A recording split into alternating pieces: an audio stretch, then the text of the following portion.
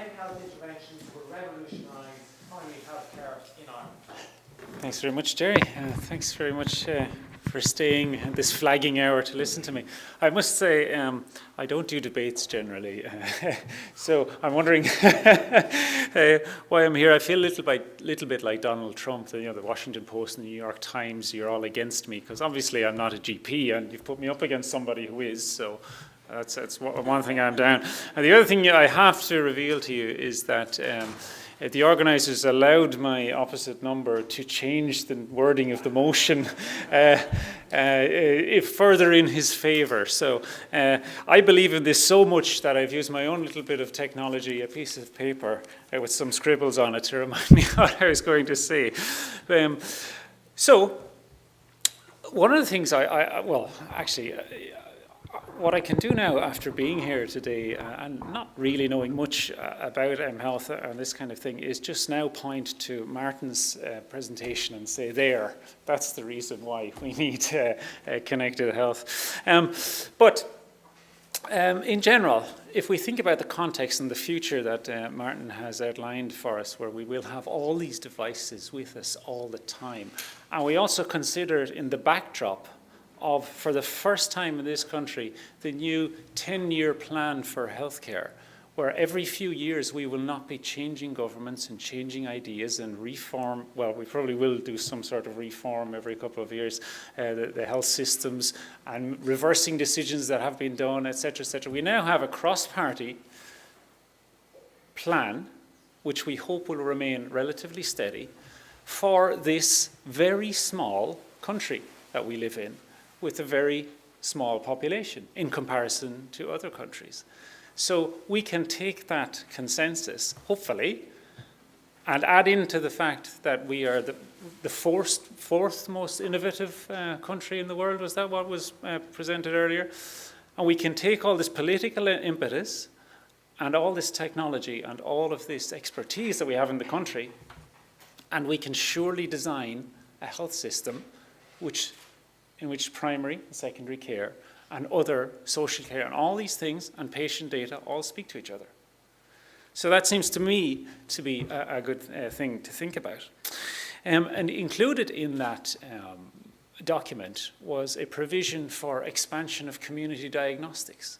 And that cannot happen without these devices, without these smartphones, these other devices that obviously the government will eventually try to invest in to improve these diagnostic issues. And we need those. And I'll come back to the reasons. Actually, why don't I come back now since I've only 5 minutes? We need those devices to provide a little bit more precision in decision making. And I spoke earlier about the Inca device and the precise level of data it gives us, and the fact that if we apply an algorithm to a device like that, or any device which we can give timing device, we can arguably calculate the optimal dosage for one individual on the basis of that. So that's the kind of level of precision we could get if we leverage this level of data and this level of expertise. And if we do that, we will address the single biggest weakness in primary care, and that is a lack of access to high quality data to make the appropriate diagnosis. And hence, primary care practitioners often engage in very clinically appropriate strategies such as watchful waiting. But patients, I don't like going to a GP and saying, I'm not sure. I'll be back in come back in a couple of weeks and we'll see what happens to you. Well, anything can happen in a couple of weeks. And not often does, but can do, So if I think about this, I promise you, I know I said I feel like Donald Trump, but I'm not going to start spouting alternative facts here. I'm going to start quoting you some figures from systematic reviews and well-established studies to back up that point. If you look at malpractice claims for primary care, up to 60% of the reasons for those was a misdiagnosis. So obviously the GPs didn't have enough quality information to provide a proper diagnosis. Okay, so you might think, well, malpractice, that happens so often or so rarely. That's a very extreme statistic I'm using. Maybe I shouldn't be using that. Okay, fine. Let's look at the diagnostic error rates in ambulatory care instead. estimated to be between 4 and 5% of misdiagnosis in your standard primary care, ambulatory care settings. These rates are non-trivial, I'm sure you'll agree, and they're so high that an Institute of Medicine report has stated that every single person in this room and in this population will expect to be misdiagnosed at least once in primary care. The question then becomes, how serious is your misdiagnosis going to be? Is it going to be really serious or just trivial that watchful waiting would suffice for? We're not sure. So my argument is that I would prefer, even though I'm a little bit dubious about the Big Brother aspects, I would prefer to come in to primary care with my device and scan it so my expert clinician can look at the detail on that and make a better informed decision. And it's not just diagnostic errors. I should also highlight that a recent analysis of the Irish Longitudinal Study of Aging, which is probably the best longitudinal study of aging in the world, it's been designed so well, has an estimated 40% of older adults have been prescribed inappropriate medication, potentially inappropriate medication. I should say potentially inappropriate medication. We don't know for sure, but according to various criteria, well established, it's up to 40%. And the reason this is happening is, again, because of the complexity of medicine. It's not because clinicians aren't trained well and they're not good at their job. It's that it's so overwhelmingly complex that the reality is only big data and algorithms can provide the solutions to minimize those risks from misdiagnosis and misprescribing. So my argument is that GPs need these mHealth devices and this Internet of Things and this IT infrastructure. And we need GPs to need and to want these devices also. And I'll finish maybe on one little anecdote, or one, not anecdote, research finding that, true fact rather than alternative fact, that we don't want to be too guilty of hubris here, because evidence shows that when you're newly qualified, you are more, as a doctor, you are more likely to reject a computer telling you that you've misdiagnosed than an older clinician is. Now, the reason we could speculate the reasons for that, but we don't want to be too confident in our own abilities to ignore computing power of giants such as Google, IBM, Internet of Things, etc., etc. So I'll finish there. Thank you.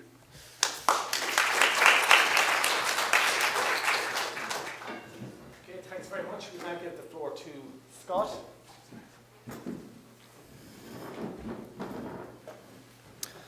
All right. Thank you very much for the invitation to come along. I appreciate that very much. It's very flattering, actually. Are you okay? Can you hear me at the back? Yeah, you can. So I suppose when I was coming here, I'm nervous about the 5 minutes, but I'll do the best I can. Okay. When I thought about coming here, I really felt that I was being thrown to the lions a little bit, because here we are in a room of people that I assume, perhaps wrongly, but I assume are enthusiasts about e-health and about mobile health and about telemedicine and wearable technology and bionics, was it? Yeah. And I have the job here of coming along and standing in front of you and telling you or persuading you or trying to persuade you that the domain at which you have thrown your intellect and your resources and your energy and your time, that it will not be the next big thing that you hope and expect it to be. And that's it's not easy. It's the reason, by the way, why I did take careful note of where the emergency exits are. And in case you haven't noticed, there are two exits at the back, one right, one left, and two at the front of the hall, one right, one left. And who knew? Ryanair was right. Sometimes the nearest emergency exit is behind you. So I may be taking a run for it, depending on how this goes. or maybe to go out for a smoke or something. I don't actually smoke, but just in case I start in the next 15 or 20 minutes. I don't know. Okay. So I wondered before I came here and fantasized a little bit about what an mHealth conference might look like.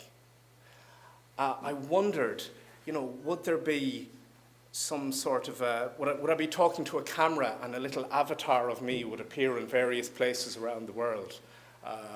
There's somebody I see from America, somebody else from India, and other far-flung places, Cork as well, I think.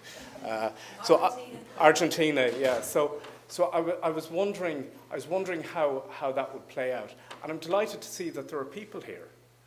And to come here, there's got to be a cost, right? There's an opportunity cost, there's a time cost, and certainly if you're coming from Argentina, there's a financial cost as well.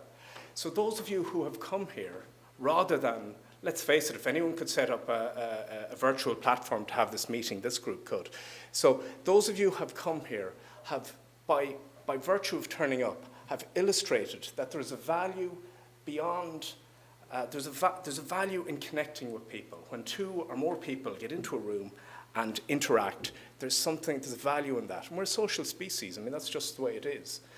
I think by coming here, in some way you've acknowledged that there is value in that beyond what is achievable using a virtual platform of some sort, whether it's GoToMeeting or Skype or video conferencing or whatever. Primary care and general practice, which is my area, at its very fundamental, when you distill it right down, one of the fundamental things about the consultation in general practice is connection. Okay? It's a connection between people. Okay? And that connection, but because you are here, I think you have to acknowledge that connection is fundamental. Okay? We've heard lots, so I want to make 3 points here. One of them is the connection. The second thing is that connection allows good communication to happen. Okay? And communication is fundamental to making diagnoses in general practice. General practice is a little bit unique in where it sits in I suppose, the medical, what's the term, landscape, the medical landscape. So, of necessity, our hospital specialist colleagues, and this is not a criticism, of necessity, our hospital specialist colleagues have to focus in on a particular organ system. If you think about it, even the names that we give to our hospital colleagues are reductionist. A cardiologist, a person who's an expert in the heart. Okay? So there's something, and that is not a criticism, I think it is necessary, in fact. But there's something dehumanizing about it, actually. In general practice, we are experts. Well, I don't know if I'm an expert in anything.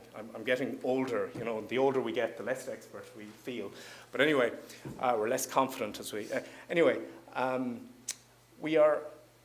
our specialism is in people. It's in holism, looking at the whole package. And I want to give you an example of this. I could give you lots of examples of this, but the example I want to give you is a guy I saw yesterday. What's that called in psychology? The availability bias, is it? Or the recency effect? The guy I saw yesterday, anyway. And he had lots of symptoms.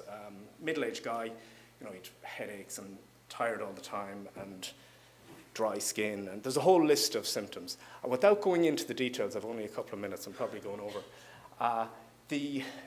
His diagnosis is medically unexplained symptoms. There is such a thing, it's in the literature, okay? Now, what I had to do then, to be able to deal with that, and wait for the paradox, to be able to try and help him deal with the symptoms, what I had to do was explain to him that he had medically unexplained symptoms, okay? And what I then had to do was to try to negotiate with him in coming to a strategy, a solution that will help him to be able to cope with the symptoms better. And those types of solutions are largely lifestyle related.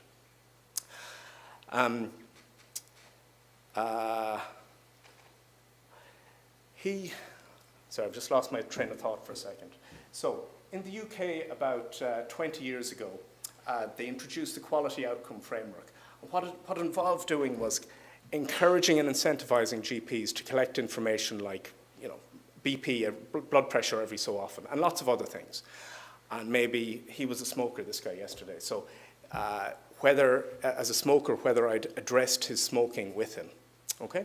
So if you can imagine now, he comes into my room, I'm sitting down beside him, and I'm trying to negotiate and have this really quite difficult and nuanced conversation with him. And in the UK, what would happen if his blood pressure had not been measured is there'd be a little red light, flash, flash, measures blood pressure, measures blood pressure, measures blood pressure, measures blood pressure. And I know, and the green light saying, talking about smoking, talking about smoking. And I know that if I address those with him, it will make it easier for me to pay the staff at the end of the week, right? But I also know that if I address it with him, it will completely destroy the interaction that I have with them. It's difficult to help people with these constellations of symptoms, but certainly if I have a staccato approach where I'm going from one thing to another and talking about smoking, checking his blood pressure, when really I should be focusing in on him, it just will not work. So there is a downside to big data, actually, and it can be intrusive, and it can contribute to this dehumanization which is happening with hospital medicine. It's a side effect of increased subspecialization. So I just want to sound a cautionary note. Look, I don't issue prescriptions on papyrus. I really don't. General practice. Is there somebody still here from the Office of the Chief Information Officer? There was earlier on the delegate list. Okay. So the general practice is very much to the forefront in adopting new technologies. Practically every GP in the country is computerized. They have an electronic patient record. They don't have the type of technology that we were talking about earlier on, for sure. Hospitals, on the other hand, I think there's just one hospital in the country where patient records are electronic. So GPs are to the forefront, and I would very much see all of this technology as supportive. But because it has the potential to fatally damage the interaction between a GP and the patient, I contest that it is not going to revolutionize primary care or general practice. Okay, can I have a couple of minutes? I had a few other points. Just to address the malpractice point. Thankfully, malpractice is very rare in general practice. I've spoken to indemnifiers, the insurers, about this. The major insurer in the country is called Medisec, and Ruth Shipsey is the CEO of that. I'm not sure. Okay, I'll accept the figures that you've given, but I think the more fundamental question is, why was the diagnosis incorrect? Okay, and the diagnosis is often incorrect because of cognitive errors. It's not cognitive errors and communication. It's not actually because of a lack of knowledge about what is going on. Okay, so I would just contest that more information will make the diagnosis. In fact, when mistakes happen, it's remarkable how forgiving people are of when they happen. Because of good communication and a good connection, people will often forgive quite a lot. Final word, data protection. I have to completely disagree with Martin about sensitive data. I mean, if I was to ask people here, you did mention that heart rate and weight and various things like that are not sensitive data. In fact, if I was to ask people here to tell me what their weight was, I think everybody would be reluctant to announce it. So I have to I can't agree that data is I think there are major data protection concerns. But anyway, I had a few points on that, but I won't go into it just because of time. Thank you very much.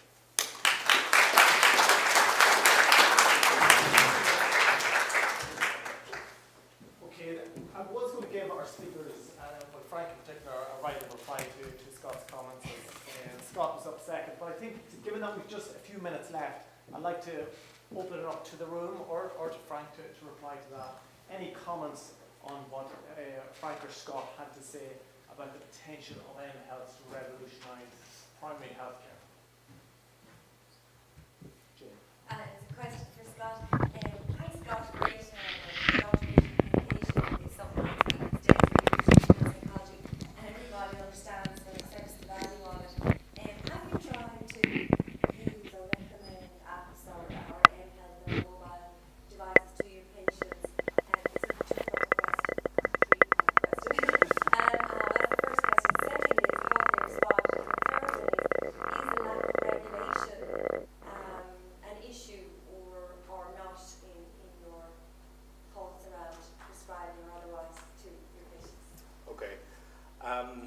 in my head, I categorize technology supports. Maybe I'll stand up.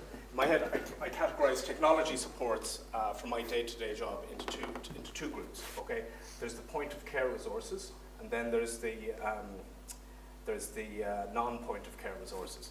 So I certainly will use various different websites to try to help people find out more about their condition, find out more about a planned management strategy. So I do that. Apps, not so much. It's slightly off the question. Do they respond to that? Yes, I think people do respond to getting further information. And so it's probably more information rather than the interactivity that you have with an app.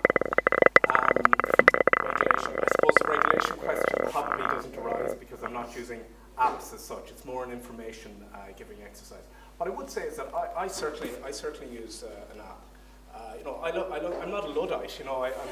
So I look at my health app regularly, for example. But I have concerns about how that data can be shared, and I think there are risks with that. If you want to be scared about what can happen with seemingly innocuous data being shared, look at the Delusion inquiry in the UK, or anything. Dial M for Murdoch is a book you could look at if you want to explore that. It's quite frightening what some of the journalists have done in digging out information and using it against people.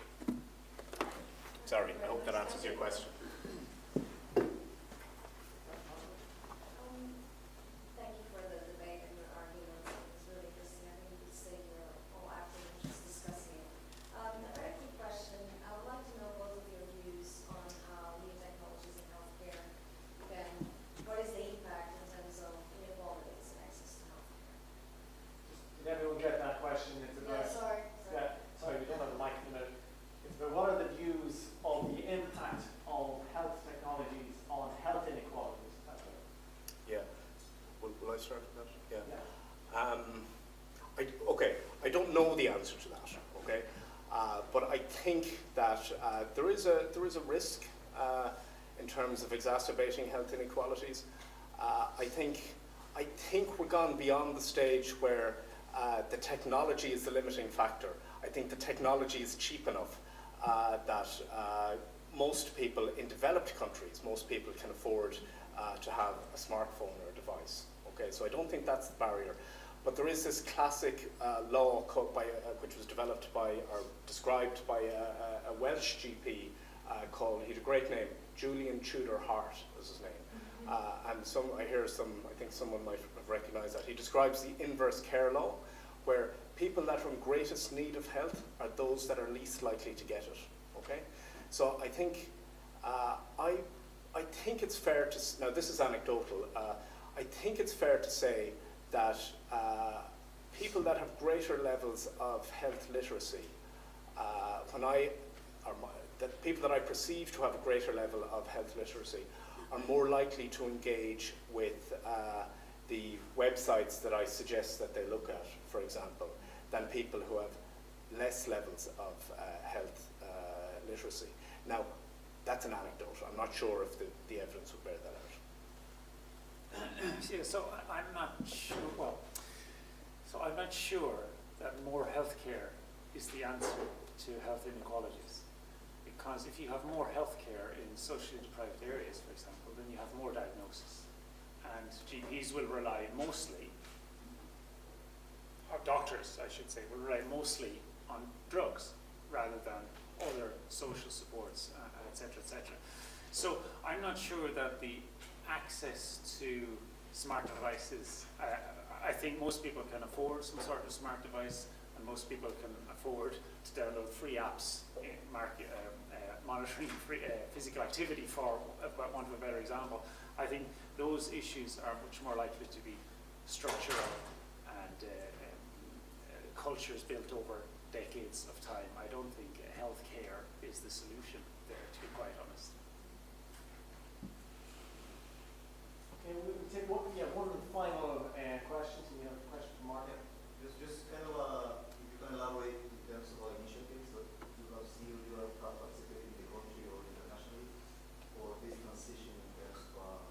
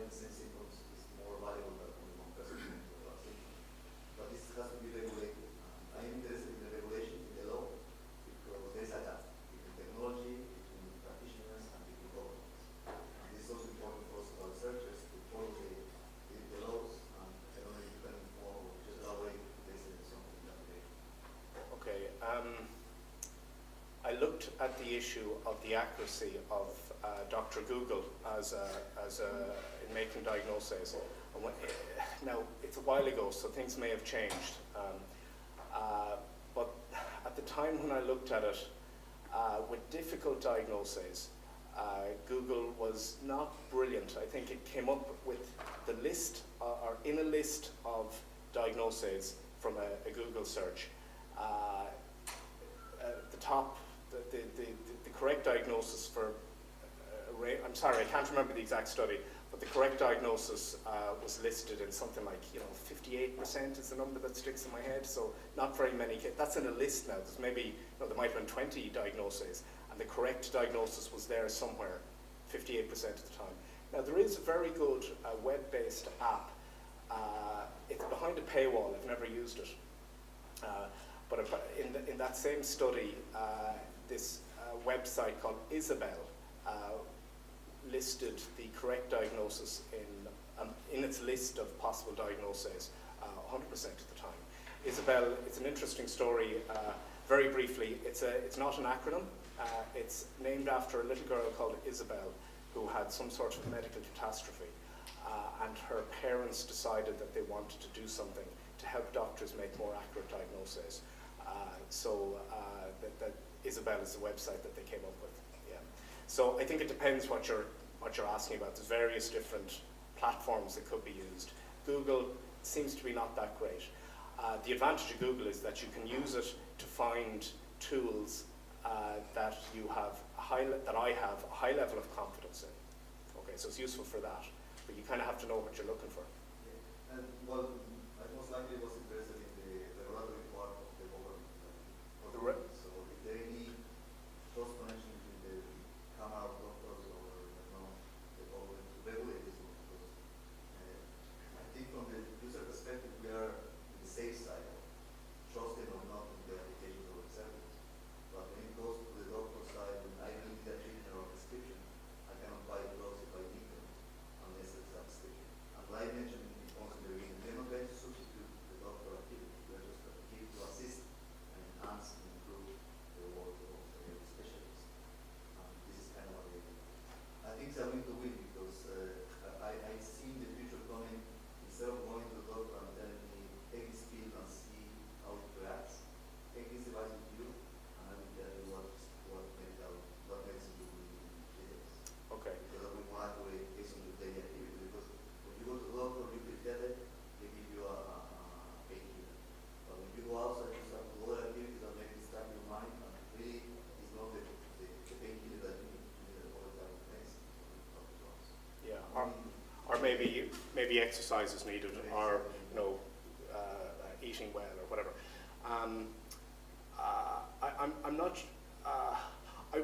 not sure if I'm fully understanding your question, but I think I would fully agree that devices that can be worn are very helpful. We have 2 ambulatory blood pressure monitors in our practice, for example. In other words, somebody puts a blood pressure cuff on and wears it for 24 hours, and they come back and we take it off and download the data.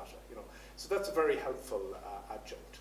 So I think those things are very helpful. Yes. Does that answer your question? It's more about the regulations around who. I suppose the way I think about that is who owns that data, where is it stored, and by law, what's supposed to happen to it. Is that?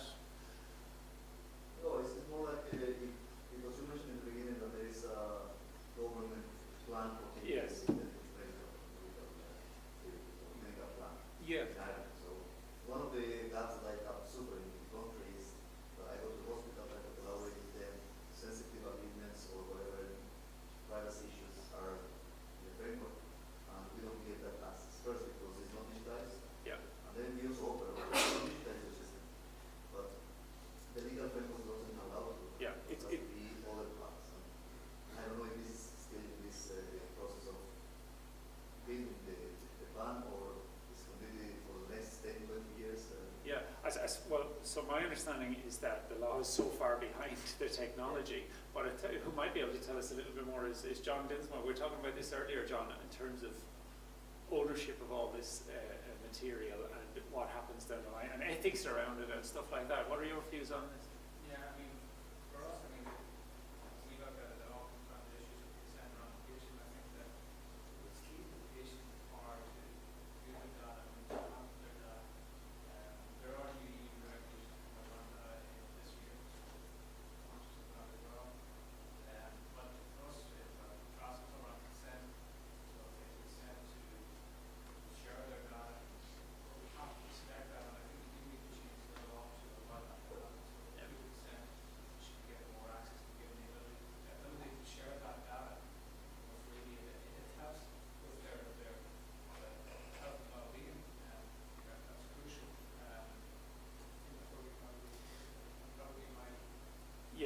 I think a further complicating issue there for me is that if something goes wrong in the database, or if there's a bug in the processing system or whatever, I believe there was a case in the UK recently where thousands of people were put onto statins on the basis of a large algorithm who didn't need statins, for example. So that's not a diagnostic error because they were told the wrong information from the clinical systems that they were working with. But whose fault is it? As in, if you're thinking in the legal terminology, who's going to be sued there? Is that the health service? Do they own, or is it the people storing the data in the cloud server? I think the regulation around this is so far behind where the technology is that we genuinely have no idea what happens. And we were speaking about this with John earlier. What if I decide I want my device and I go to Scott and I scan it in and that's all uploaded to a cloud and all healthcare professionals in Ireland or maybe the EU have access to this cloud? What if next week I decide, actually I'm going to withdraw that? So how can you possibly delete that information? That's already out there and being processed across all these algorithms. We have no idea. As far as I'm concerned, we have no idea because I've heard no good explanation of these questions. But I just think the law usually catches up maybe a decade or so after technology and attitude changes and all these things. The law comes afterwards. On that note, we have to bring it to a close. We have a closing ceremony and I'm going to pass over to Jane. But just before I do that, I want to thank Scott and Frank for their time and thank you for participating in the innovation